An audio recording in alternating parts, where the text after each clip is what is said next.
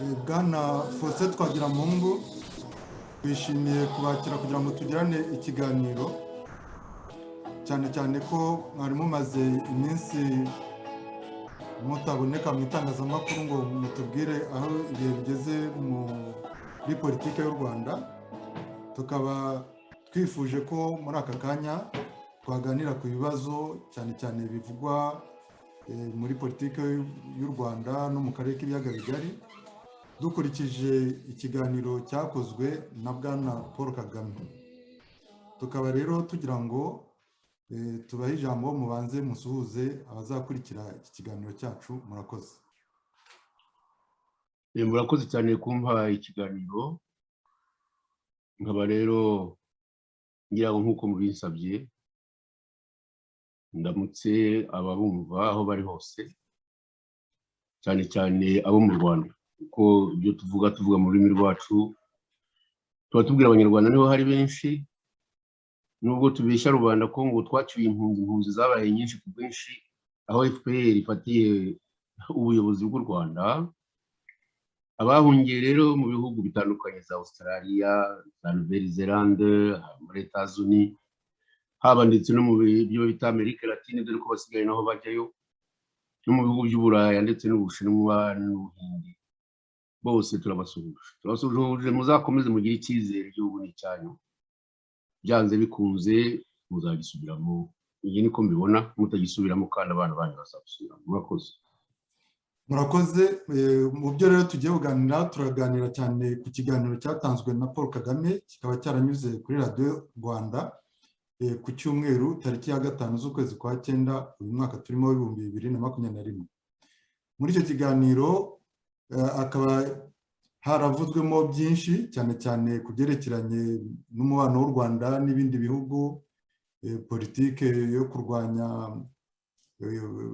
icyo nakita iki cyorezo cya COVID, ariko cyane cyane hakavugwa n'ikibazo cy'umutekano, cyane cyane ingabo z'u Rwanda ziri mu bihugu biri hirya no hino muri Afurika, ndetse hakaba hari ikibazo gikomeye cyane cyerekeranye n'ingabo zoherejwe mu gihugu cya Mozambique. Tukaba rero tugira ngo twumve icyo mubitekerezaho, ibitekerezo byanyu, kuko nk'uko muri nararibonye muri politiki y'u Rwanda, kandi na n'ubu mukaba mukora politiki mu ishyaka muyobora rya RDI Rwanda Rwiza, tukaba tugira ngo mutubwire icyo mubitekerezaho. Nkaba rero muri aka kanya mfite ikiganiro, amajwi yanyuze y'umunyamakuru wa radiyo BBC Gahuzamiryango, watanze incamake y'icyo Paul Kagame yavuze muri icyo kiganiro. Nkaba ngira ngo muri aka kanya mbumvishe iyo ncamake, noneho ngire icyo nababazaho kugira ngo turusheho gusobanukirwa n'ibitekerezo byanyu kuri icyo kibazo. Nkaba rero ngira ngo muri aka kanya mwumve icyo kiganiro cyanyuze ku ijwi rya Amerika, nako kuri BBC Gahuzamiryango, mu makuru yatambutse kuri wa mbere. Guca u Rwanda, Paul Kagame yaragaragaye kuri televiziyo y'igihugu avuga ku bibazo bitandukanye birimo ingabo z'u Rwanda ziri mu bihugu by'amahanga, umubano w'igihugu ciwe n'akarere, icago ca COVID-19 ndetse n'imigambi yo kugihasha n'ibindi bibazo. Navuganye na mugenzi wacu Jean Claude Mwambutsa yakurikiye ico kiganiro, maze abanza kumbwira ivyo yavuze ku ngabo z'u Rwanda ziri mu gihugu ca Mozambique. Perezida Kagame avuga ko iki kibazo cy'ingabo za Mozambique, yahakanye amakuru avuga ko hari ingufu z'amahanga zitavugwa zaba ziha u Rwanda inkunga ya ruriya rugamba. Avuga ko u Rwanda ari rwo rwonyine ruri muri ruriya rugamba, kandi ko n'uburyo bw'amafaranga akoreshwa ari ay'u Rwanda. Ikindi yavuze ni uko u Rwanda rufite inyungu kuri ruriya rugamba, kuko mu byihebe byagaragaye muri cya gihugu cya Mozambique harimo ibyo mu karere, mu Burundi, mu Rwanda, Uganda, Tanzania. Hanyuma asobanura ko u Rwanda rwagiye muri ruriya rugamba, umva uko yabivuze. Perezida wa Mozambique yadusabye kumufasha guhangana n'ikibazo cy'umutekano muke, kandi dusanga tubifitiye ubushobozi. twemeye gufatanya na Mozambique kugira ngo tubohore uduce ndetse n'abantu bari bari mu kaga. Ibyihebe byashakaga kwigarurira n'igice cya Nyasa kuko byumvaga ko Cabo Delgado yo byayifashe bigasubirwaho. none gamwambutsa Perezida Kagame muri iri jambo ryiwe kandi yagarutse no kuri Paul Rusesabagina aregwa ibyaha by'iterabwoba.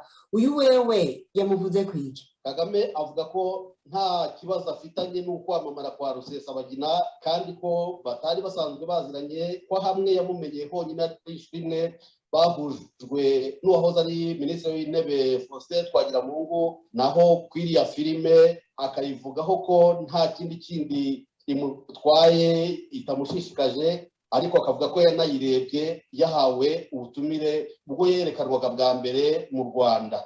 Hanyuma rero yanavuze no ku bijyanye n'ibibazo Rusesabagina afitanye n'ubutabera, ahakana ko adafunze cyangwa ataburanishwa kubera izindi nyungu izo zose. Avuga ko akurikiranywe kubera ibibazo by'umutekano mukeya yateye u Rwanda. Murabumva muri aya magambo. Rusesabagina ntabwo aburanishwa kubera iriya filime. Iyo biza kuba ari uko bimeze biba byarabaye kera cyane. Ari mu rukiko kubera uruhare rwe mu mitwe yitwaje intwaro n'iy'iterabwoba, kandi nawe ubwe yarabyiyemereye inshuro nyinshi. Ikiriho ni uko yifashishije ukwamamara kwe akusanya amafaranga, ajya kubasura muri Kongo, i Burundi no mu Burayi. Ibyo akurikiranyweho byatangiye kwegera mu myaka myinshi mbere y'uko agaragara mu rukiko. Ibimenyetso birahari, biranditse, biri mu Bubiligi ndetse no muri Leta Zunze Ubumwe za Amerika. Ntabwo ari ibintu byahimba ijoro rimwe, kandi nta n'aho bihuriye n'iyo filime. Ikibazo c'umubano w'u Rwanda n'ibindi bihugu by'akarere coco yakivuze ku iki? Perezida Kagame asa n'uvuga ko ibihugu byinshi n'ibyo bari bafitanye umubano mukeya bagenda bagerageza gusa n'abawunagura. Avuga ku Burundi yavuze ko u Rwanda ruri gukora byinshi kugira ngo rwongere kubanira neza u Burundi. Yavuze ko ibibazo biri kugenda bikemuka no muri Repubulika ya Demokarasi ya Kongo, ariko ageze ku gihugu cya Uganda yavuze ko ibintu bisa n'ibyakwamye, ko bisa naho rwose bizagorana ko umubano wakongera kuba mwiza, ariko buri gihe agatunga agatoki uruhande rwa Uganda nk'uku tumwumva muri aya magambo. Hagiye habaho abantu baba muri Uganda cyangwa banyura muri Uganda cyangwa bafashwa na Uganda kugira nabo.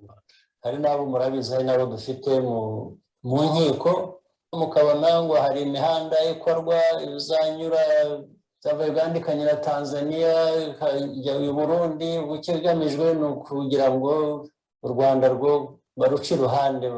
Byinshi cyane bisa n'ibitagabanuka, bisa nk'aho ari umurongo wa politiki uriho watanzwe. Ni ukubireka uko bimeze tukabirekera ba nyirabyo nanone ngo babikemure, kubera ko ntawe twe tubigena, aho nta bushobozi tuhafite. Ariko hari uburyo bumwe bwo kubyirinda, ni ukutajyayo. ngira ngo Paul Kagame muramwumvise mu kiganiro yatanze, nk'uko uyu munyamakuru wa BBC abidugejejeho. Tukaba rero tugira ngo tubabaze icyo mubitekerezaho, cyane cyane tukaba tugira ngo mutubwire uko mubona ikibazo cy'ingabo z'u Rwanda ziri muri Mozambique, kuko Kagame avuga ko ziriyo ku bushobozi bw'u Rwanda gusa, kandi ko zagiyeyo kurwanya ibyihebe bituruka mu karere k'ibiyaga bigari, ari byo u Rwanda, u Burundi, Uganda ndetse akavuga na Tanzania. Ese Kagame mu by'ukuri uko mubibona aravuga ukuri koko? Ese hari ibyihebe by'abanyarwanda muzi biba muri kiriya gihugu cya Mozambique cyangwa se n'ahandi? Murabivuga iki Bwana Faustin Twagiramungu? Icyo mbibonaho ni uko Perezida Kagame afite uko agenda, afite ukuntu yitwara, kandi ndakubwiza ukuri sinavuga ko mbimugarira. Umuntu wirata iyo abonye abantu batamurata arirata. Kagame yifata nk'umuntu ufite igihugu gikomeye cyane nka za Afurika y'Epfo cyangwa se tuvuge Egypte muri Afurika, ndetse reka dushyiremo na Tanzania duturanye. Kujya muri Mozambique byo yavuze bona twarabyumvise, avuga ko hari abantu b'Abanyafurika barimo n'Abanyarwanda birumvikana, ni nayo mpamvu hari ngo bashaka kurwanya Mozambique. Igitangaje rero ni ukubona Mozambique ihana imbibi na Afurika y'Epfo, cyo gihugu gikomeye mu by'intwaro ndetse no mu bya politike. Umuntu akajya kureba akantu k'akadomo kari muri Afurika akabwira ugategeka ko ngo ari we umutabara. Ni ukubera iki hari? Icyo ni ikibazo gikomeye cyane. Ni ukubera iki rero? Ni ukubera ko hari ikintu atasobanuye yatumye ajya gufasha Mozambique. Rero si no kuyifasha, ni ibintu yabwiye perezida wa Mozambique ati hari ibintu nagufashamo kubera impamvu XY. Iyo mpamvu rero ni Abanyarwanda bari muri Mozambique. Abanyarwanda bari muri Mozambique kimwe n'Abanyarwanda bari muri Malawi, yemwe n'abari muri Zambia. Muri Afurika y'Epfo ntibakunze kuhavuga kuko bamwe bagiye bahabonera ibyago, abo yiciyeyo n'abo yakomerekeje ngo murabazi nk'uko nakuvuga. Ariko ibyo bihugu maze kuvuga ndetse kanadishyireho na kiriya cya Zimbabwe, abo bantu byavuzwe hashize nk'imyaka n'ibitarenga, byavuzwe na Kabarebe yavuze ko ibyo bihugu byose harimo abantu b'Abanyarwanda batangiye kugira umuco no kwirata, ndetse n'abana babo babandi bitwa ngo batwagira Imana, bahabyara Imana, badusanga Imana, bande yande, abo ngabo ngo bagenda baba ba mbere bakasa n'abana b'impunzi bari muri Angola nabo baba. Abo bantu rero kuri bo bagomba gukurikiranwa kandi ko baranakurikiranwa. Hari abicwa cyangwa se bagafatwa bakajya mu Rwanda. Izo ngabo rero za Perezida Kagame, reka mvuye data ko ari ingabo z'u Rwanda, birumvikana ko atari urukundo bafitiye Mozambique. Ikindi umuntu yakongeraho, twumvise ko Abafaransa ngo bagiye cyangwa se ngo babonye ibintu byo gucukura bajyana iwabo muri kariya karere ka Mozambique, mu gihugu cya Mozambique. Abenshi sinzi uko babyita, ariko nyine ni ubukungu, ari ubukungu bukomeye cyane. Ni gaze cyane cyane, ni gaze. Uvuze ngo iki? Ni gaze cyane cyane babonye bagomba kuzacukura hariya muri Mozambique. Hariyo gaze ndetse na peteroli. Ibyo ari byo byose ni ibintu by'ubukungu, n'igituma iriya kontinent, ni ukuvuga uriya mugabane w'isi wacu turimo, abantu benshi bavuga ko ariwo wari paradizo kera. Hari byinshi, ariko abantu kuva mu mwaka w'1490 bagira basa n'abatakaje agaciro. Ibyo rero nabyo nibyo bituma Perezida Kagame yumvikana n'abo bantu, akumvikana na Perezida wa Mozambique, ndetse akajya kumvikana na Macron ati hariya twumvise ko hari abantu barwanya ubutegetsi, twebwe n'ibintu tumenyereye twajyayo tukabacucuma. Ibyo bintu uko ari bibiri, Abanyarwanda bahungiye muri kiriya gihugu n'ubukungu bw'icyo gihugu, Abafaransa bashaka bakaba bamaze kumvikana na Kagame ko ibyaha bakoranye cyane cyane mu byerekeranye na jenoside basa n'abakarabye, ko batazongera kujya mbese babikora ukundi, ahubwo ko bazajya bashakira hasi kura hejuru abatayemera n'abahungiye mu bihugu hari barimo kugira ngo bamushimishe. N'ibyo bintu ngewe mbona uko ari. Ariko icyo umuntu yakongeraho ni numvise perezida avuga ko ngo amafaranga bakoresha ari amafaranga y'igihugu. Koko amafaranga y'igihugu cye, we niko abyumva, igihugu cy'Abanyarwanda. Urumva, ntabwo numva ko u Rwanda agahugu kataboneka nyine nk'uko twavuze kuri uriya mugabane w'isi, ariko kajya gufasha Mozambique gatanga amafaranga kavanye he? Mu misoro y'abantu se? Mu mfashanyo? Mu byo bacuruza? Yego birazwi ku isi yose ko ubu ngubu bacuruza ibya Kongo bavanayo ku buryo bwa magendu, ariko kabone niyo byaba ari iby'amake byagombye guhabwa abanyarwanda ntabwo byagombye guhabwa abanyamuzana. Ndangije rero mvuga ko Perezida Kagame yari akwiye gutekereza agaha igihugu cye agaciro ku bwerekeye impunzi. Ntabwo impunzi zamuhunze kubera ko zimwanze, zamuhunze kubera ko we atabashaka rwose. Ntabwo turi hano kubera ko twanga igihugu cyacu.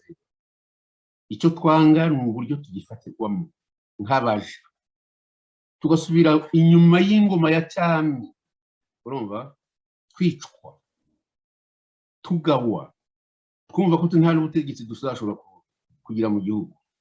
Kabone niyo wakwiyamamaza abaturage bakagutora, ntibyashoboka. Ibyo ni ibintu tuzi, ntabwo nakurwanya mu mateka. Icyo rero cy'abanyarwanda cyo ndagira ngo musabe ko yakura yizunga mu z'abanyarwanda, akareba ukuntu yakwicara nk'umunyarwanda, ntashake kwitwara nk'umuntu wo mu bihugu by'Uburaya cyangwa se kereka niba ari umugaragu w'abazungu b'Uburaya akaba n'umugaragu w'Amerika. Ariko nta kuntu yanyura kuri Afurika y'Epfo ngo agiye kwerekana ko ngo ari igihanga. Amagambo yanjye nayo nyine nkaba nibwira ko kwicisha bugufi muri kiriya gihugu ariyo byatuma n'abanyarwanda bashyira umutima mu gitereko, ariko abantu bakareka kumeza kwitera hejuru berekana ko ngo bafite puissance mu gihugu cyangwa se mu karere. Icyo ngicyo cyo nuko nkibona niba hari ibintu maze kuri ibibazo bamaze.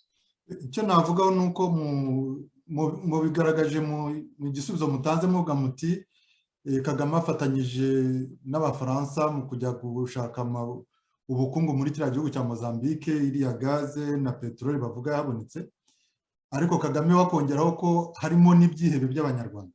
Ese twavuga ko Abafaransa bagiye gufatanya na Kagame kwica abanyarwanda, impunzi z'abanyarwanda, noneho Ubufaransa bukuzongera kubisabira imbabazi ko butari bubizi ko Kagame by'abanyarwanda byo no kwitwazo nabivuze.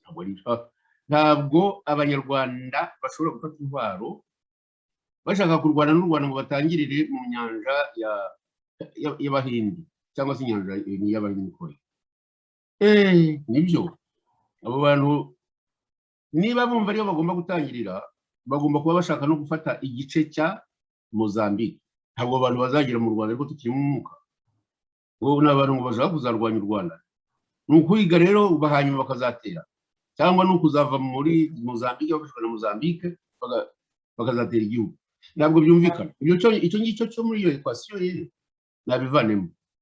Icyo ni ikinyoma kandi Kagame mu binyoma ngira ngo ni umuntu ubizi cyane kubishya mbese nabyo yabigize intwaro, kandi koko nibyo byaramuhiriye. Nkaba rero nimva ibyo ngibyo ntabakwirwa bigapfa. Reka nongera garuke kuri mugomba kwitonda banyarwanda aho muri hose, mwitonde. Igihugu kirasa n'ikibava mu myanya ye. Ntabwo tukiri abanyarwanda rero, ntabwo tukiri. Ntabwo babona ibintu bikorwa mu Rwanda umunyarwanda, abantu baricwa ntituvuga. Abashinwa noneho basigaye baza bagakubita abanyarwanda bakubita imbwa ku muhanda. Encore ejo bundi nabandikiye mvuga ko umushinwa wakubise uriya muntu ku muhanda byaba bibaye ishyano kumva agiye kumara indi minsi 15 mu gihugu cyacu atarurizwa indege gusubira. Biteye agahinda. Gutsinda nk'uko Kagame yatsinze agafata igihugu no gutegeka nk'uko ategetse byagombye gutandukana. Ejo bundi twerekanye ko mu masezerano yarusha abantu nta bigeze basinya, kuko bari kuri porogaramu ngira ngo y'ababategeka nukuza ugafata u Rwanda wica ukica ukageza no muri Kongo, noneho ugafata na Kongo ntugire isoni, ugashyiraho n'umushefu d'etat major w'urwo ruhugurunga n'umusozi ukamushyiraho nta soni ufite. Hanyuma ukazahava ari uko abanyafurika bateranye bakakuvanayo. Ibi rero ni ibintu bikomeye cyane. Ntabwo abo banyarwanda, reka nongere gusubiramo, bari muri Mozambique kugira ngo bazajye kutekwa. Icyo mwibuka ibyo Kabarebe yavuze nimute bitekerezaho, kandi icyo mbakundira nuko bavuga nk'abanyamahanga rwose, ntaho bababajwe nuko abo bantu bari hanze, ubwo bakwishimiye ko abo bana biga bakamenya. Reka da, bagomba kuvayo kuko dusigaye twitwa abajenosideri. Urumva abajenosideri nabonye na Perezida Kagame avuga ko ari abajenosideri ngo yabonye ari umwana w'imyaka 4 ngo muri 61 cyangwa se yabaje kuva mu 59. Ibyo ntibishoboka ngo yabonye abajenosideri, s'il vous plaît. twebwe kubera wenda gukura nta bajenosideri babaye mu Rwanda ngira ngo ibyo zabibaze mwene wabo Benzingi wabifungiwe ibyo bajya bita revolution ya 59 nayo bazareka kwita revolution bazareba ukundi bayita ntabwo abanyarwanda aribo bafashe intwaro ndavuga abo ngabo bita cyangwa se batarashaka ubwami ntabwo aribo bafashe intwaro mbere intwaro zafashwe n'abantu bashakaga kwica mbese abo bita abaparimuhutu n'abaporosoma barwanyaga ingoma ya cyane habindi nibwo byatangiye nta muntu wari gutinyuka gufata intwaro ngo agiye kurwana n'abatware n'ibyacu bashatse kwigwana ikindi kigomba kumenyekana muri aya mateka y'ubu bajye bamenya ko abanyarwanda batari bafite independence ibyabaye byose bizabazwa babiri kuva ku itariki ya mbere y'ukwezi kwa 11 cyangwa se kuva ku ya 25 umwami Rudahigwa ataba 25 z'ukwezi kwa karindwi umwaka w'igihumbi kimwe 1959 bajya babibaza babiri cyangwa bagomba kujya babaza abana 30 b'imyaka 30 bari mu bicwa nk'isazi ngo nibo bazabasobanurira ibyabaye na jenoside iyo Kagame ajya kuvuga ngo yabonye abajenosideri biteye isoni gukoresha iryo zina muri 59 cyangwa ukoresha muri 63 cyakora yari umunyabwengera ko umwana w'imyaka 2 n'imyaka 4 ari ugenda uvuga mu mateka ngo hari ibyo yabonye biteye isoni ntabyo yabonye no kubuza reka rero twikomereze ikindi kibazo ni iki ikindi kibazo nuko muri iki kiganiro Paul Kagame yavuze izina ryanyu yavuze ko ari wowe Faustin Twagiramungu wamuhuje na Rusesabagina ese ibyo nibyo koko ese mubona leta ya Kagame izaho ubutabera bwuzuye Paul Rusesabagina cyane ko Paul Rusesabagina yari mu mpuzamashyaka ya MRCD namwe mwari murimo mubona mu by'ukuri Paul Rusesabagina azahabwa ubutabera n'iriya leta ya Kagame ibyo byo kuvuga ngo namwe mwari murimo nubwo atari byo Rusesabagina yafungiwe Rusesabagina afite ibyo yafungiwe kugeza ubu ngubu twebwe ntiturabibona ngo babyandike bavuga ko ari umuntu washatse gutera igihugu na Kagame niko yavuze ndavuga Perezida Kagame nawe niko yavuze ibyo ngibyo bazabyerekana icyo nzi nuko Rusesabagina we yavuze ko atazemera kuburanira mu Rwanda avuga ko atari umunyarwanda ntabwo yavuze ko atakiri umunyarwanda abo yavuze ko atari umunyarwanda ibyo ngibyo niba afite ubundi burenganzira bwo mu gihugu cyangwa se mu gihugu yaba arimo aho bamwemereye kuba icyo ari cyo bakwiye kumwitaho bakamuburanira ntabwo bavuga ko umuntu abaye mu gihugu cyawe umwemereye kuba ubwenegihugu hanyuma yafatwa ntaburanishwe n'igihugu cye ngo kimusabe bati umuntu azaza aburanira iwacu ibyo rero byo gufatwa ahubwo byo ngira ngo nibyo Perezida Kagame yavuze uwo muntu yafashwe ati bamufashe mpiri ibyo sinabijyamo ngira ngo nicyo kibazo gisigaye icyo kumurega kuba yararwanye niba bafite ibimenyetso bazabyerekana kandi kuko niba yararwanye ibimenyetso bigaragara uko numvise Perezida Kagame abivuga ibyo ntabwo ibyo nabibazwa numva niba hari abantu barwanye kandi Kagame ntabwo wamubuza kuba yararwanye kugira ngo atahe mu gihugu cye ubwo n'abarwana nabo ntabwo barwana ari nk'abasizi nuko bafite impamvu nkaba rero nibwira ko atajya yirengagiza ibintu ngo abantu bararwana kuko nta soni bararwana nyine bararwana ahubwo bo nta mayeri bagira nk'ayo mwagize kuko mwarwanye muri ingabo za Uganda turabyemera twemera ko ngo muri impunzira rwose abajenero abakoloneli abamajoro abarita n'abasuriyeto n'aba Kagame boherezwa kujya kwiga muri za Kansas amashuri ya gisirikare nk'abaganda ariko twebwe twaravuze tuti no abo n'abana bacu ibyo rero niba twakoze ibyo mwadukoreye namwe murabizi sibyo none musigaye mutugerekaho na jenoside mwebwe mwatekerejeho kuva mu mwaka w'igihumbi kimwe 1963 mu kwezi kwa gatandatu umwaka w'igihumbi kimwe 1963 munaniwe gufata Kigali mutsindwa no mu bufundu abantu bajugunya abantu mu mazi imirambo itarenze 3 bati no kuvuga ko ari jenoside bakoze iyo jambo jenoside ryatangiye nigaga muri groupe scolaire nta bambeshya bya jenoside ko zatangiye gutangwa nka bomba atomique igomba kuzasenya babo reka rero ibyo ngibyo tubirekera aho ngaho ntabwo biri mu bibazo byanyu ariko ku by'ibyo byerekeranye na Rusesabagina reka bivuge ibyo ntekereza. Rusesabagina yavuze ko atazaburanira mu Rwanda. Icyo ngicyo rero ni ikintu kireba bagira ngo ubucamanza mpuzamahanga. Rusesabagina aregwa na guverinoma y'u Rwanda kuba yarateye igihugu kandi akica abaturage. Ibyo bintu niba koko byarakozwe ariko bigaragara, bigomba gufatirwa ibyemezo. Uzafata ibyemezo rero si uwamufasha mwibye, uzafata ibyemezo ngira ngo bazabifata n'ahari n'igihugu yashatsemo kuba umunyagihugu w'aho ngaho, sinavuga ngo aracyari umuntu. Rero nta kundi mbibona bizagenda, kuko niba nyirabyo yavuze ko ashaka kuburanira mu Rwanda, kugira ngo azaburane hazagomba kuba urundi rubanza rwemeza ko aburanira mu Rwanda, cyangwa se abamuhaye ubwenegihugu bazahakana ko atakiri umwenegihugu kubera ibyaha yaba yakoze mu Rwanda. Nuko nguko ngewe mbibona nta kundi nabisoma. Murakoze. Kuri icyo kibazo wenda twakongeraho nuko nka Kagame urebye ibintu bivugwa muri Congo byo gutera igihugu, abanyamurenge bamushinja yuko nawo ari kubakorera jenoside dukurikije n'amabaruwa bagenda bandika. Kimwe nuko hari n'andi makuru agaragaza yuko n'Abagande nk'uko mwamaze kubivuga nabo abita abanzi kandi aribo bamugize icyo ari cyo, bakamuha n'ubwo bushobozi bwo gutera u Rwanda.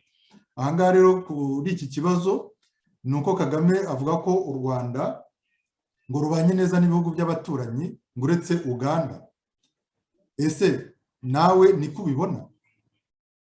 Amakuru anyuranye ava mu gihugu cya Uganda aremeza ko u Rwanda rufasha umutwe w'Abagande wica abantu muri Congo witwa ADF NALU kugira ngo baburizemo ibikorwa byo kubaka imihanda n'ibindi byinshi, nk'uko Kagame yabivuze, bituma u Rwanda baruheza.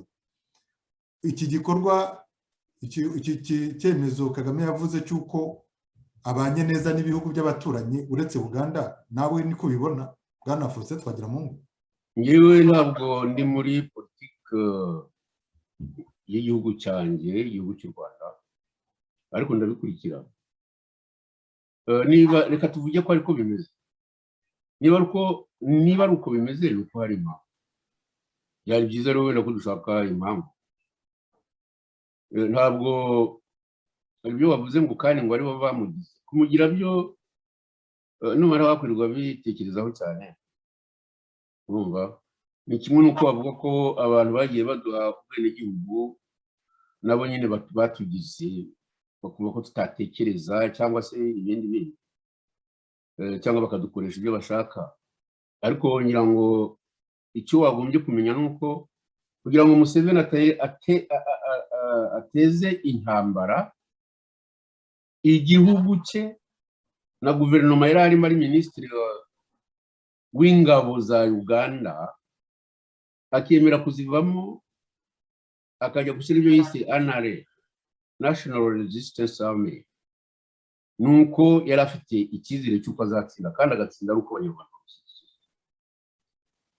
maze kuvuga ko bamwe bari abajenero ukamanuka ukagera ku musuriyetona cyangwa se kubaje baramufashije kandi kuko batumye afata igihugu. Iyo uvuga rero ibya Perezida Kagame bazi ibyo bakoranye n'Museveni, ibyo bakoranye hari ibindi by'amabanga buriya tudashobora kuba tuzi twebwe. Urumva nababwiye ko bari abantu baza gutera igihugu babeshye ko ngo bacuye impunzi uzazinyiri, uretse barafinda wenyine nemera n'ukuntu babayeho n'ukuntu bakotije. Abari abakotije batatashye, hari n'abatatashye kubera ko basanze uko igihugu kiyobowe batakibamo. Amasambu yabo ntibakongera kuyabona, nta nubwo babona aho baragiye inka zabo bazifite. Ariko intambara yo barayishoje, bayisoza bavuga bati ntabwo twashyira umuntu ku butegetsi muri Uganda ngo adutegeke ari natwe tumushyizeho, tugomba kuvuga ko tuzajya mu gihugu cyacu, ariko ntituzagarukiraho no muri Congo tuzajya. Babikoze se mureba, bajya gushyira umuntu chef d'état major mu gihugu atari uko bari wizeye ko igihugu bafashe, ko habayeho abagabo abanyekongo bakongera bakagira ubuyanja.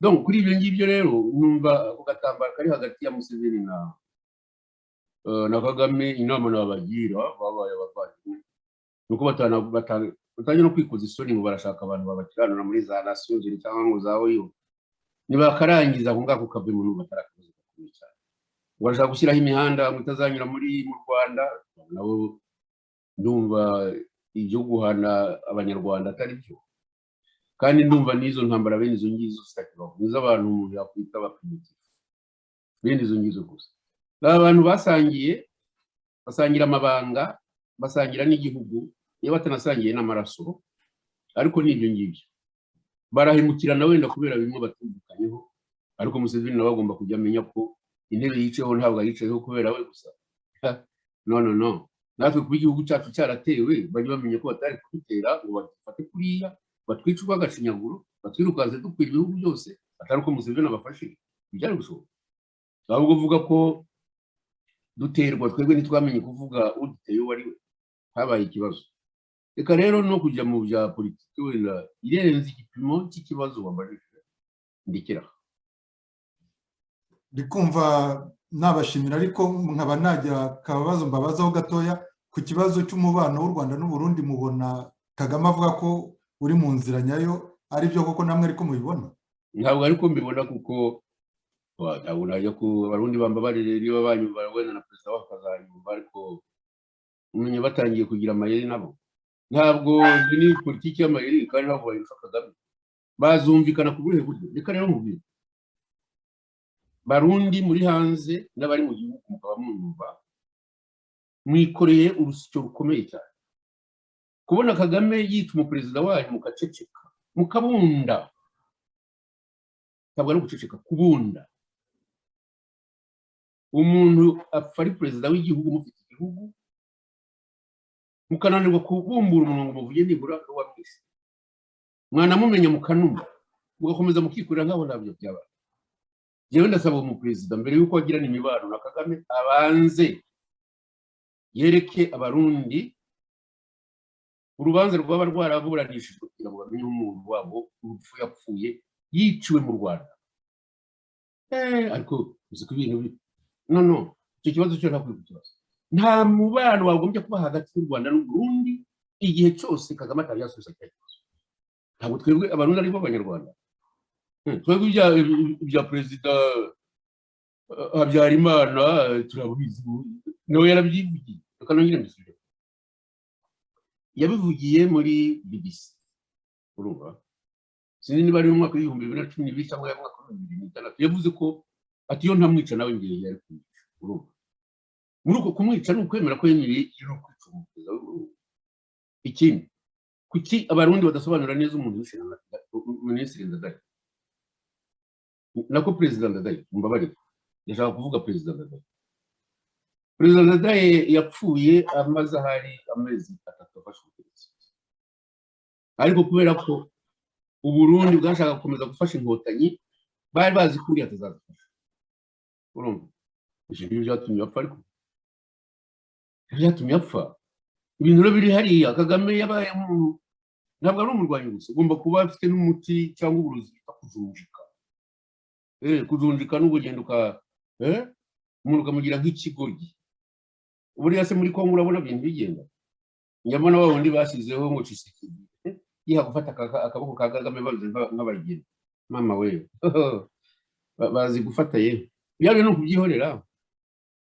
Kongo aho igeze turahazi aho igejejwe na Kagame naho turahazi abo ngabo uvuga ngo bindwanye ngo bashaka kurwanya Museveni barwanya na Kongo izo ni za projet zabo zo kuva kera kandi ariko ngewe inama nabagira cyane cyane abanyekongo bo inama nabagira no kureka Kagame no kumureka nibarebe uburyo bamurwanya uruhugu rumwe na kuriya rujya kuba ku muntu buriya nabo fukama baratera ibintambwe barajya hamiriza y'abandi barajya biteye isa tagora bazandika ibitabo kuri Kagame bazavuga ko yari azi gutera ubwoba pe rwose ikindi nongeraho nuko ibya Museveni n'ibyo abanyekongo n'ibyo abanyarwanda bari abantu baraziranye imitima n'abavandimwe birwaniye bamwe bashyize abandi ku butegetsi abandi bashaka ko batazajya babavugiramo kuko nabo kugira ngo babe bariho nibo babashyize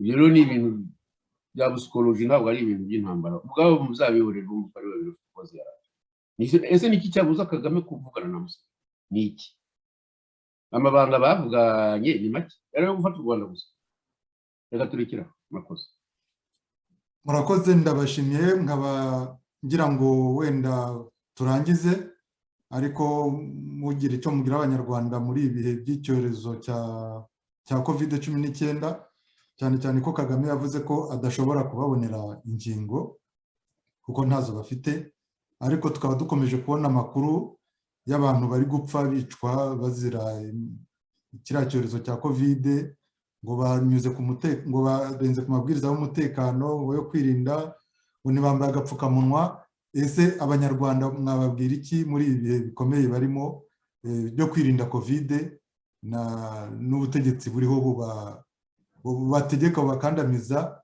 ndetse bukanabica murakoze ariko icyo kibazo cyawe kirakomeye numva ni nko kwigiza nkana umuntu avuga ngo gusengwa abantu bari muri prison ngo bakora iki kuba basize muri prison bakora iki bakora iki ni ugutegereza igihe bazabafungurira bakajya mu hanze hamwe n'abandi buri u Rwanda ni igihugu gisa naho kiri mu munyururu bivuge neza kuko bitugeraho nahoze mvuga by'abantu bapfuye twebwe ga amaze no kuba wenda kuba mukuru sindika abandi hari abo wenda bandusha imyaka mikeya ari ukugira ngo umuntu ambeshye ku bintu byatangiye muri 59 nkuko Kagame abeshya ngo hari abantu yabonye imyaka ngiye muri 59 ngaba ungiye nkana imyaka 14 urumva ntabwo byashoboka aba bantu rero ibyo bintu uvuze ya COVID-19 cyangwa se ngo bari COVID-19 niko bari COVID-19 cya mbere abayego ni indwara yateye ariko yatenejeje n'abanyarwanda ari ukugura utwo dupfukamunwa menye batatu bahera ubusa ari mbese kudatambuka ko bagira aho bagera cyangwa se bagiye kwihahira utwabo ufite agapfukamunwa bo baramufata bakanakubita ndetse bashaka kubica ibintu biri mu Rwanda biteye isoni kandi ubwo ngubu by'inkuga COVID-19 ni ukubikorera kugira ngo abazungu ngo babahe amanota meza nta bihugu usuzi bidafite agafungamunwa nta mategeko mashya bashobora gushyiraho akorohereza abanyarwanda iyo bya COVID-19 byabaye nk'igikoresho ngira ngo muzi ko iyo COVID-19 ijya kuboneka sinzi abanyamerika baje bajyana na perezida mu Bugesera bariho binatangarizwa ko hari agapfukamunwa ku munwa nyine ibyo ni ibintu bimeze nka propaganda iyi ndwara harimo ibintu bya propaganda harimo iby'abacuruzi abacuruza abo ngabo ngo bashaka guteresha abantu n'uburyo kubakingira barakize babaye bamiliyarderi harimo rero n'ibindi byinshi tutashobora bashaka kuzazana muri Afurika barahagerageje bahize indwara muri Kongo murazizi bazanye na za sida zagiye zitera abantu n'ibindi kugira ngo bagabanye ibyo rero ngewe numva ntabwo ikibazo nakimenya perezida Kagame ashobora kuba afite ibanga ry'abo ngabo bakora ibyo ngibyo byo kugira ngo barinde iyo ndwara ni umuntu ukomeye cyane ngira ngo uramuzi bya public relations sinzi ko intwaro muzakoresha cyangwa tuzakoresha kugira ngo tubigereho bizasaba ko mushyira hamwe ubumwe bw'abanyarwanda niba ari indimi za gihutu muzishyira iruhande ari za gitutsi muzishyira iruhande ariko mu Kinyarwanda hanyuma mwumvikanye mutumvikana mu gihugu mukomeza kwitwara muri ibyo by'amoko mubeshwa n'abantu b'udutsiko by'abatutsi byarangiranye n'ingoma ya cyami niba mutabizi kimwe n'ibyo by'abahutu muri abanyarwanda kanuni mugomba gushyira hamwe byanze bikuze bitabaye ibyo muzapfa nk'ubushwi ubwo nguko nta bindi navuga kuri iyo bya COVID. murakoze ndabashimiye kandi nkaba nizera ko igihe cyose tuzakenera kuba twagirana ikiganiro tuzabona tukaba twabifuriza umunsi mwiza murakoze cyane namwe kumva ijambo mukanayumva ntanariteguye ariko ndizera ko abanyarwanda ibyo bumva ntasobanuye cyangwa se nabivuze ku bubi bwo kubakomeretsa nabo bajye bantumaho cyane murakoze sugira usaga e Rwanda rwiza